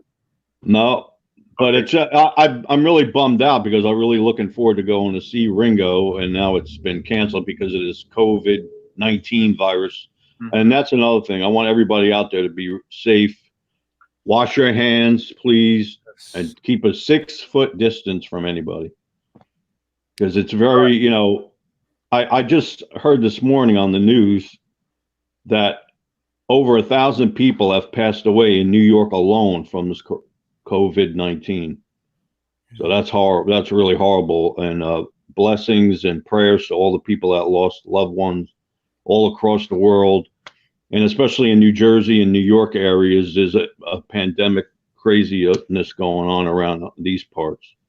A lot of people, even in my Ocean County area, I think there's over 400 or 500 cases of where I'm from. So Be careful. it's under these times you can't go anywhere. Even when I pick up a few things shopping that I need, essentials, food and stuff, I try to keep far away from people, and you'll hear people maybe coughing, could be allergies, who knows, but you get really super duper paranoid, and especially the elderly. I guess most of those people are passing. I've actually heard some younger people have passed from it too. So it's a very dangerous thing. We're under very dangerous times, and everybody, please, who's ever watching, please be careful. Keep your distance from people. Keep your hands away from your face and wash your hands, please. That's my message of the day. Thank you, sir. That's all I have. See you soon, Alan. Thank you so much. Peace and love. Take care. Peace and love, everyone. Thank Bye you. bye. Bye. Dark Side of the Wall. It's a good suggestion. We did the Nile song, and it was so much fun playing that song. I like that Obscured by Floyd, though. Really do like that title. Yeah, that's so cool. Yeah, absolutely. Thank you, Alan. Yeah, that was a good. What's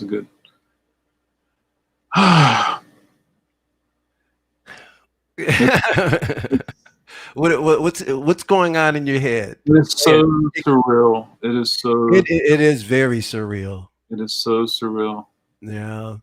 And Ringo, you can just go ahead and cancel the CV. Let's do that. Let's go ahead and cancel the CV. Let's figure out that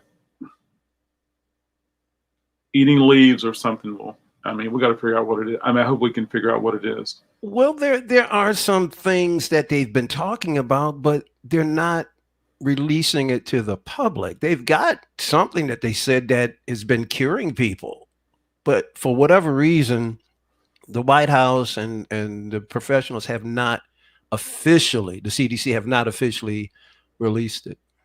Mm-hmm. So We'll see. And then I was telling somebody this is the first time in human history that all of the greatest scientists in the world are focused on one thing. And this is going to, I think, expand the intelligence of mankind Hmm. immensely. And I think within the next 2 to 5 years, you're going to see innovation, and not just in the medical, because it's going to spin off into other areas. Because you have all of these scientists now who have never talked from across the world who will be talking now, and they're in a hybrid. You're going to see some amazing technology that's going to blow our minds that we've never seen before. So there's going to be a rose coming up out of these ashes. I firmly believe. Absolutely. And I'm an optimist. and I believe that the economy is going to like, bam. I'm an optimist about it. Yeah, and I'm looking forward to. Yeah. It has totally everything, Jerry. Any and everything that we do has been affected. That's for sure. Yeah. And my hopes, my desires, is that since we have had CV for many, many, many years, that the research that has been put into it will benefit this particular strand, as I understand. Yes, so there we go. Yeah. So we have to stay positive. Yeah. Positive, protective. But as a musician, or characteristically, musicians have no problem with being introverted. The thing is, I've had a small business for over 20 years. How often do I get a chance to take a week off or 2 weeks off? Hardly ever. This situation right here, I don't have to go out and set up my tables. I can't tell you.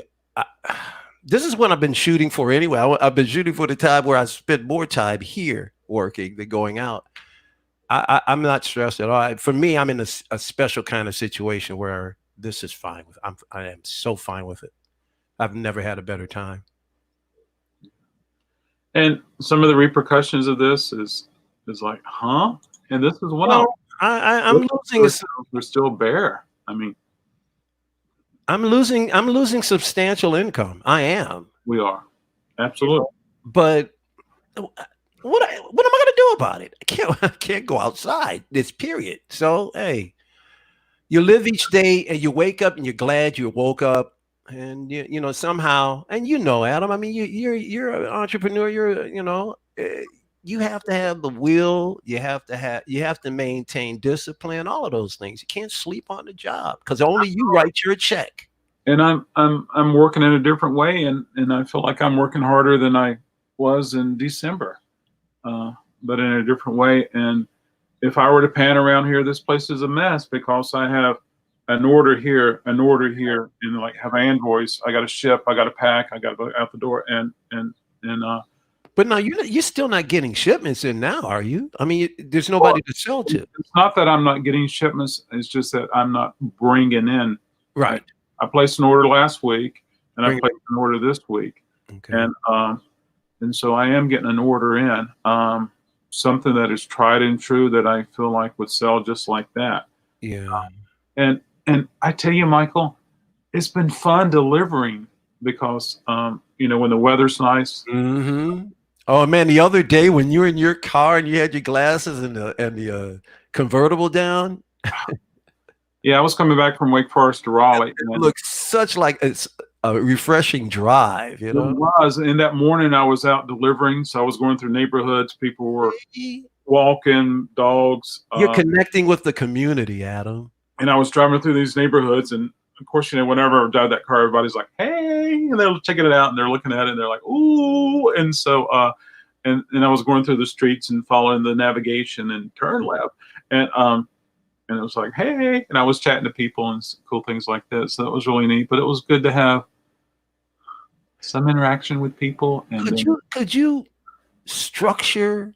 I don't know your staff and how big they are. Could you structure a way, and this might really be kind of cool, structure a way to go out one day a week. In other words, you condense all of your call-in orders for a particular day. Mm-hmm. Take only that one day, and you personally go out and make deliveries. Yeah. And then And do it live. But I mean, hey, there's privacy there, but yeah.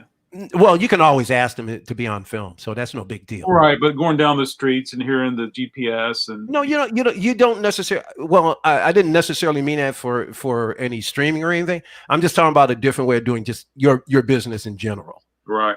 I should have video recorded me delivering, then I could have edited it together. And yeah, I will be glad to make a delivery to Tennessee, but Because that would, I think that would even enhance your marketing, because you're meeting the people like firsthand. that's true. But usually what I do when I deliver, Michael, is I put the stuff on the porch. Well, you have to and I'm talking about after this is over with. And I stepped back and I was like, hey, or one guy I wanted, like, come get it because there's sunshine that's going to be here, Oh yeah, I don't want them warping. and don't want to have any damage. And then You don't have to shake any hands, but just as long as you're present, even if you're just waving, they still see you. You know what I mean? yeah, it's not like I'm, yeah, Right. Just an idea. absolutely. And but yeah, it was fun. It was great. And I'm gonna be delivering some tomorrow. I'm looking forward to that. And yes, I would love to go to Tennessee and deliver Mike. Absolutely. And so I'm just telling people that I'll do a 10-mile radius shop. And of course, from Raleigh to Wake Forest, there's a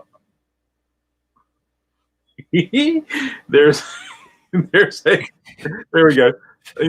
There's Capitol Boulevard, so which is US #1, and so on that corridor, I can deliver on that corridor, even though it's 14 miles to Wake Forest. I can still stay on that corridor, and of course, I'm happy to meet somebody at the grocery store, and yeah, I do home, office, and institutional deliveries all the time, and so.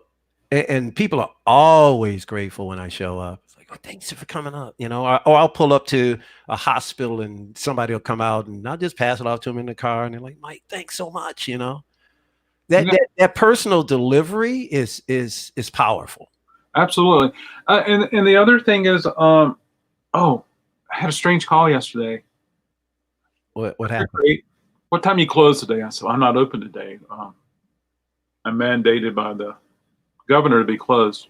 Well, then why'd you answer the phone? I'm like, because yeah. I'm doing virtual shipping. I'm still communicating with my customers, and then he says, go to blank UMF, and hung up. And I was like, thank you. Yeah, well, it's feigned ignorance, and you can't. The one thing I've learned is that I cannot expect the population to understand how business works. So you just, you have to blow it off. Absolutely. Check this. So Mike is saying that he's wiping down packages when they arrive, and he's waiting for a certain number of hours before he opens it, with hopes that if it did get handled and it'll go away.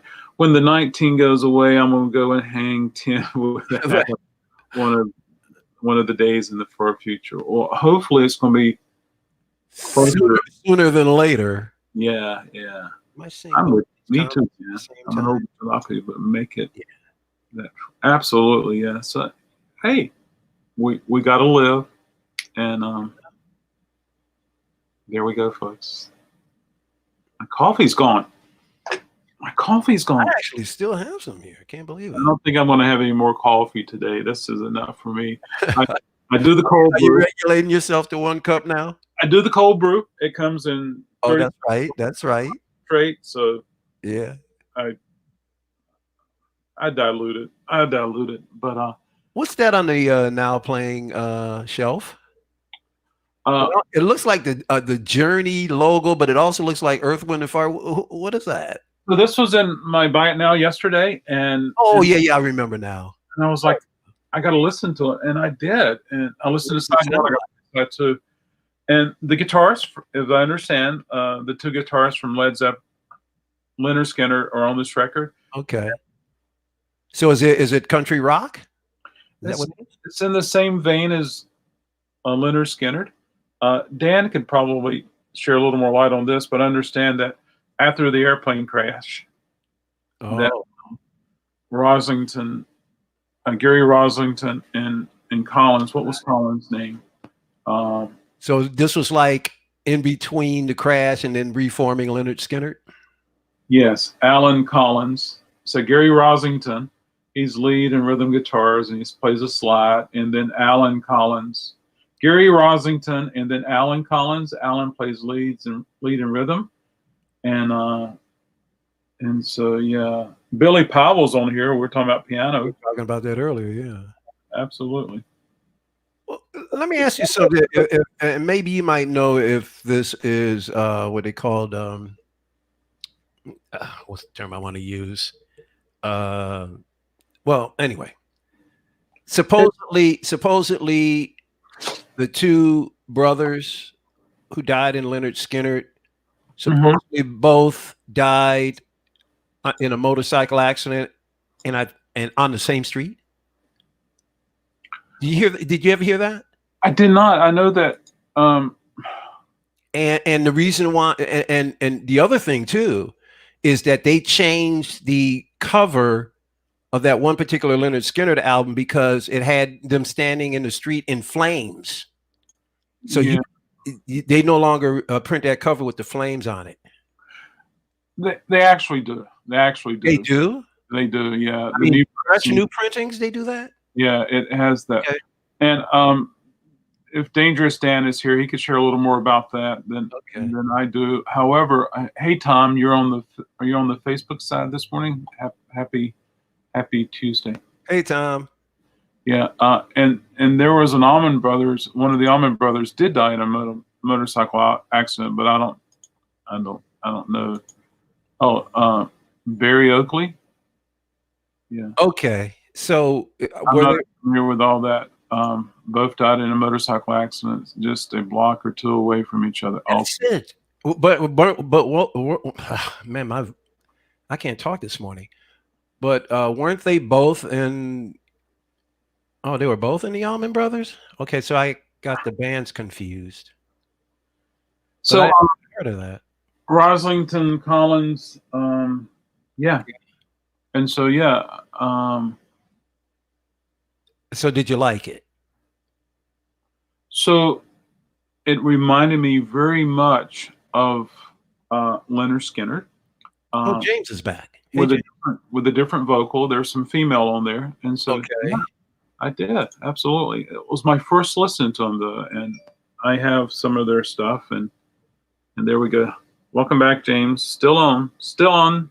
Still on.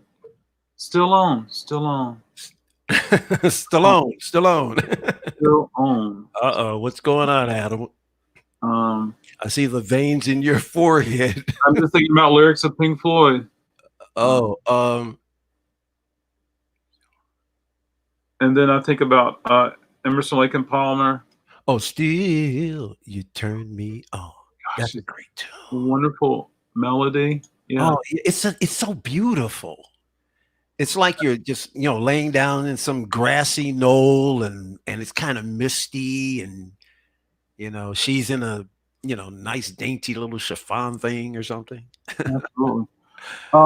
I do want to Outside the Wall, the other side of the wall. Outside the Wall is very nice. I like that. I would love to get Dangerous Dan up here one morning and we'll just talk about you're not Dangerous Dan. I'd love to get Dangerous Dan up here one day and we can talk about some of the music that he is so familiar with that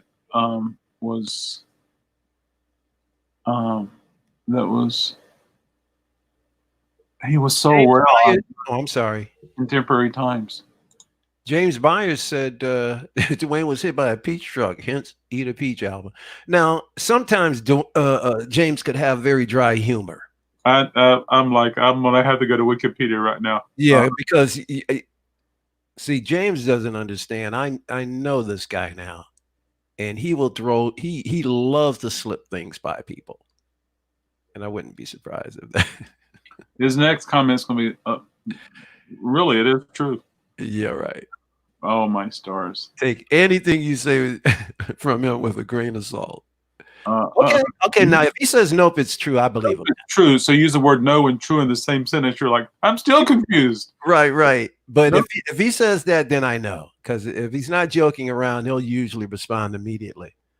And if he's up on camera, you'll just see him. He's got this slight little smirky smile. I'm like, yeah, you're lying. Oh, Sir James. Nope, wouldn't joke about my beloved Allman Brothers. It was a flatbed truck carrying the lumber. Man, everybody, they're giving us details now. It was full of chickens, and they all laid eggs. Yeah. Was there a cup of coffee and a cup holder in the front seat? I know that it was a familiar road to him. I think it was truly an accident. I don't think there was any harm on any intent on anybody's, or Right. any At least not that we know. yeah. What is the right word? Any Yeah, I know you and me both, man. I've been struggling with words. absolutely. It's not that it was not. In other words, I don't think either one of them was doing something they shouldn't be doing. There we go. I don't think 4 hours from each other. Oh, I missed this. Yeah. Anyway, so hey, I know enough to get on Wikipedia and start reading. That's you better. And thank God for Wikipedia. But make sure here's the one thing. Wikipedia will show you errors, but in 24 hours, they have an algorithm so that if you put something fake in, like in somebody's autobiography, it will cross-reference and correct it. So every time you go to Wikipedia, you may not always get the full truth, because as a matter of fact, there was some albums that I went to Wikipedia to look for, and I looked at who their past members were. And in some cases, a member in the past is not listed. Right. Yeah. So it's definitely on the album, so it can be a little etchy, but for the most part, it's pretty good. And building a database and building a library of knowledge is what Wikipedia is all about. So if you see an error, you can go in and put an error to it. And then, of course, now we're able to, we have to sign off that we made the change. Yes. And it's reviewed. I think so. I think it's reviewed by some years and years ago. You can just go in there like, blah, blah, blah, blah, blah, blah, man, they had no way. Yeah. But yeah, for the most part, Wikipedia is fantastic. Yeah. I don't think it was either Dwayne or the automobile driver had any ill intent. I don't think ill intent. I don't think they're negligent in any way, and I think it was just truly a sad incident that occurred from that. Yeah. With that said, I think I'm going to try to get some things going here. My goal this afternoon is to go live on Facebook and to do a live Buy It Now. StreamYard is wonderful. StreamYard is still in beta. And so right now, with so many people being at home and so many students learning online, that our internet is a little fully in use. And so I just learned now that it's best just to stream on one platform, and rather than try to do 2 or 3, just because things just aren't. Stream on one at a time. Yeah, things just aren't communicating as effectively as they should be, and it's just because the internet's used so much. Yeah. So if you're on Facebook today, that's great. If you have a Facebook account, you want to sneak over there and sub to Record Crate Raleigh, that's where I'm going to be doing. And the cool thing about when I go live on Facebook, I can just go on my phone and go share, and then and within a matter of 2 minutes, I'm sharing to so many other pages and groups. I'm pretty sure I friended you back, didn't I? You did. Okay, cool. Absolutely, yeah. So yeah. But before you go, Adam, just text me whenever you can those albums and prices so I can consider, Absolutely.